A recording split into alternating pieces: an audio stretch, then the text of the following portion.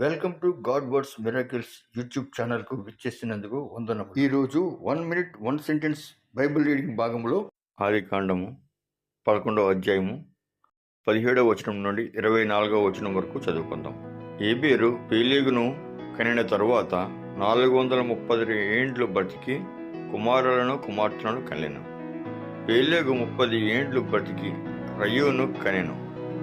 పేలేగు రయ్యును కనిన తరువాత 290 ఏండ్లు బ్రతికి కుమారులను కుమార్తెలను కనెను. రయ్యు 32 ఏండ్లు బ్రతికి సేరేగును కనెను. రయ్యు సేరేగును కనిన తరువాత 200 ఏండ్లు బ్రతికి కుమారులను కుమార్తెలను కనెను. సేరేగు 30 ఏండ్లు బ్రతికి నాహోరును కనెను.